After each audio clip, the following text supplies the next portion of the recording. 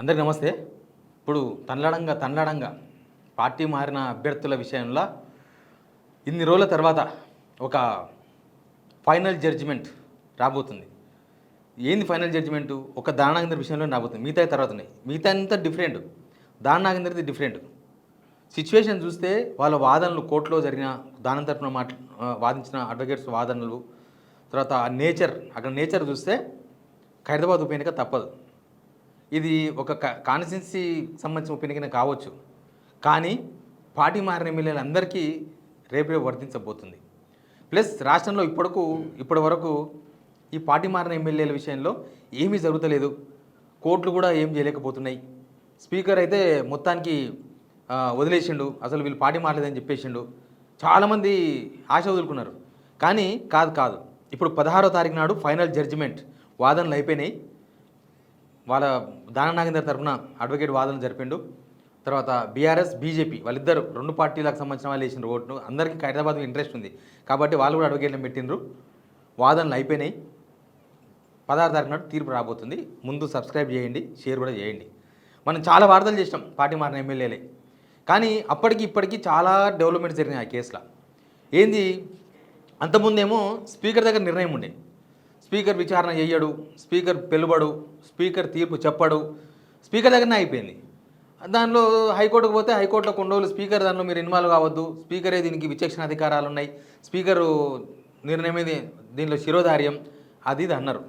కానీ ఇప్పుడు ఒకవేళ స్పీకర్ నిర్ణయం ఫైనల్ కాదని ఇప్పుడు జరిగిన విచారణతో అర్థమైంది. స్పీకర్ అయిపోయింది. స్పీకర్ కోటాలో ఉన్నంతసేపు టైంపాస్ అయింది. స్పీకర్ నిర్ణయం తీసుకున్నంత వరకు మాత్రమే టైంపాస్ అయింది. కానీ స్పీకర్ నిర్ణయం తీసుకుని అందరిది అయిపోయింది కదా, అందరూ బీఆర్ఎస్లో ఉన్నారని చెప్పేసిండు ఆయన. అసలు పార్టీ మారలే, వీళ్ళు ఆధారాలు లేవు పార్టీ మారినట్టుగా అని స్పీకర్ చెప్పేసిండ్రు. అందరూ ముక్కున వేలేసుకున్నారు, నవ్వుకున్నారు, చేసినారు, అంతా అయిపోయింది అది ఎపిసోడ్. ఇప్పుడు స్పీకర్ నిర్ణయమే ఫైనల్ కాదని ఒకటి తేలింది. ఏంది, ఇప్పుడు వాళ్ళు కోర్టుకు పోయినారు. స్పీకర్ నిర్ణయం పైన బీఆర్ఎస్ నుంచి బీజేపీ నుంచి కోర్టుకు పోయినారు. కోర్టుకు పోతే వాళ్ళు నోటీస్ ఇచ్చిండ్రు. నోటీసులు ఎవరికి ఇచ్చారు? దాన నాగేందర్కు, మిగతా సభ్యులకు ఇచ్చారు. ఇస్తే దాన నాగేందర్ది చాలా స్పీడప్ అయింది. అసలు రోజు తప్పించి రోజు విచారణ జరిగింది. ఇంకా స్పీకర్ అడ్వకేట్ పెట్టాడు. స్పీకర్ ఓన్లీ రికార్డ్స్ మాత్రమే సార్. స్పీకర్ ఆఫీస్ నుంచి ఆయన ఏం ఆధారాలు చూసి, అక్కడ వాళ్ళు ఏం డాక్యుమెంట్లు చూసి ఈయన పార్టీలో బీఆర్ఎస్లో ఉన్నాడు అనే విషయాన్ని నిర్ధారించిండు అనే రికార్డ్స్ మాత్రమే కోర్టుకు సబ్మిట్ చేసిండు. స్పీకర్ రోల్ లేదు, ఇంకా అయిపోయింది. స్పీకర్ రోల్ క్లోజ్ అయింది కాబట్టి జస్ట్ 2 monthsలోనే హైకోర్టులో ఫైనల్ డిసిషన్కి వచ్చింది. యాక్చువల్గా ఏదైనా సరే హైకోర్టు ఇది కూడా చీఫ్ జడ్జ్ బెంచ్ మీద జరిగింది. మళ్ళీ హైకోర్టులో డివిజనల్ బెంచ్, సింగిల్ బెంచ్, ఇంకా నో బెంచ్, ఫైనల్ తీర్పు హైకోర్టు రేపు 16వ తారీఖు నాడు రాబోయేది. దాన నాగేందర్ కూడా గుడగూడ అంటున్నాడు, వాళ్ళ కార్యకర్తలతో మాట్లాడితే మా సార్ కలుస్తలేడు, మా సార్ కనిపిస్తలేడు, బయటకు వస్తలేడు అంటున్నారు. వాళ్ళకి తెలుసు మిగతా 8 మంది ఎమ్మెల్యేల విషయంలో ఏం జరుగుతుందో మనం ఇప్పుడేం చెప్పలేము. ఇంకా ఆర్గ్యుమెంట్స్ జరగలేదు, అది నెక్స్ట్ జరగబోతుంది 16వ తారీఖు తర్వాత. ఇది అయిపోయిన తర్వాత జరగబోతుంది కాబట్టి దాన్ని మనం ఇప్పుడేం ప్రస్తావించాల్సిన అవసరం లేదు. కానీ దాన నాగేందర్ విషయంలో ఏం ఆర్గ్యుమెంట్స్ జరిగినాయి? కొన్ని చాలా వాల్యుబుల్ ఆర్గ్యుమెంట్స్ జరిగినాయి. ఒకటి వీళ్ళ తరపున అడ్వకేట్స్, బీఆర్ఎస్ వాళ్ళ తరపున అడ్వకేట్లు ఏం మాట్లాడినారు? పిటిషన్లు కొట్టివేయడానికి స్పీకర్ పరిగణలోకి తీసుకున్న ఆధారాలను పిటిషనర్లకు అందజేయలేదని చెప్పాను.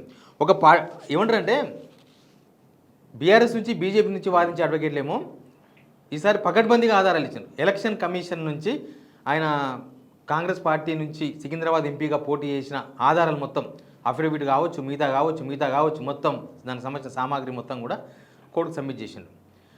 స్పీకర్ అది పరిగణలోకి తీసుకోలేదు. అయితే వీళ్ళు ఏమంటారు, దానం తరపున వాదించిన అడ్వకేట్లు ఏమంటారు? ఓన్లీ మీరు పేపర్లో వచ్చిన వాదనలు మీరు పరిగణలోకి తీసుకోవద్దు. ఆడ వాదనలు వీకెస్ట్ వాదనలు ఇవి.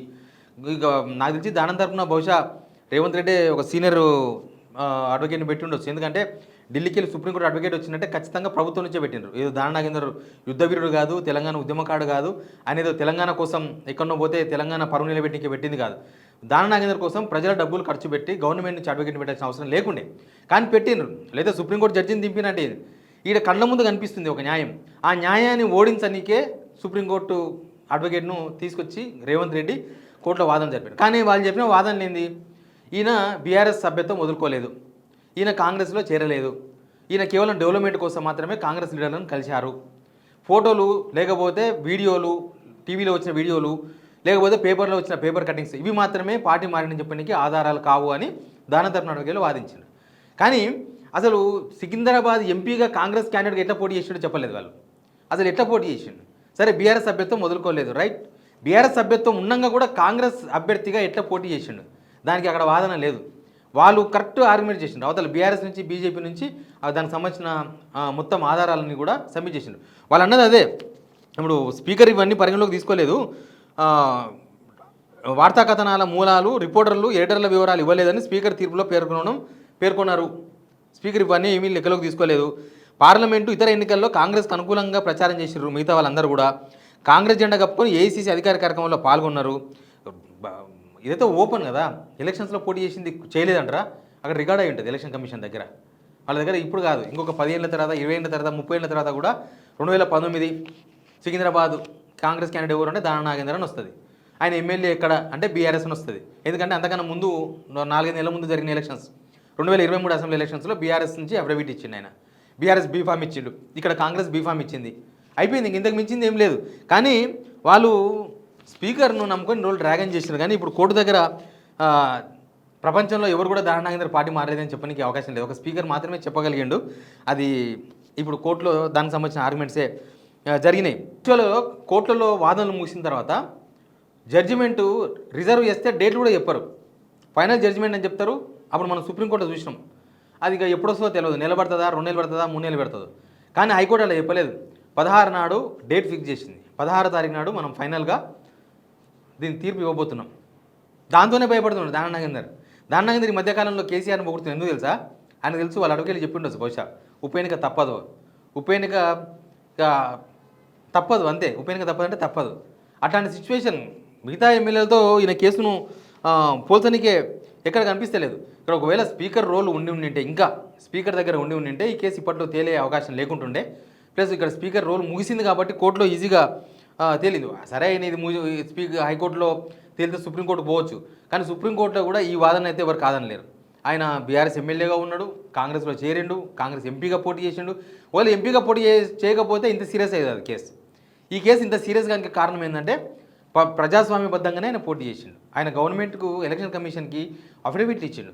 ఎలక్షన్ కమిషన్కి ఆయన బీఫామ్ సమర్పించిండు కాంగ్రెస్ పార్టీ నుంచి. సమర్పించినాక ఏముంటుంది?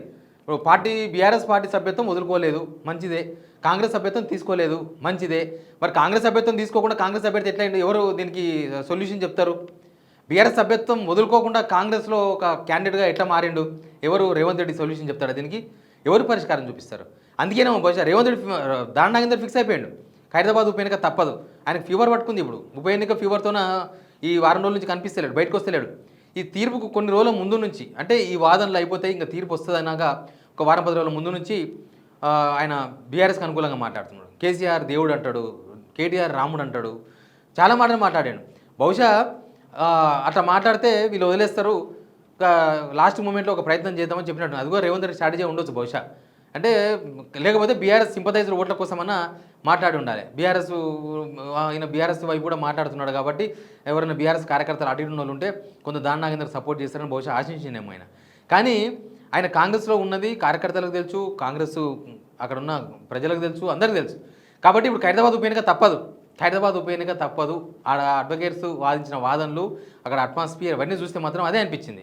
ప్లస్ మనకు వాళ్ళ వాదనల సినారియో కానీ లేకపోతే కేస్ స్టడీ చూస్తే కూడా మనకు అదే అనిపిస్తుంది. మనకు దేశంలో చాలా కేసులు జరిగినాయి, ఇట్లాంటి పార్టీ మారిన కేసులు అవి ఇవి జరిగినాయి. కానీ ఒక పార్టీకి వెళ్ళి గెలిచి ఇంకొక పార్టీలో చేరొచ్చు, చాలా దగ్గర చేరిండు. ఆ కేసులు కొంత డిలే అయినవేమో. కానీ ఒక పార్టీలో గెలిచి ఇంకొక పార్టీలో ఎంపీగా పోటీ చేసిన తర్వాత ఒక పెద్ద ఆధారం కదా, దాన్ని ఎవరు కాదని లేరు. అది తుడిపేసే ఆధారంలో కావు.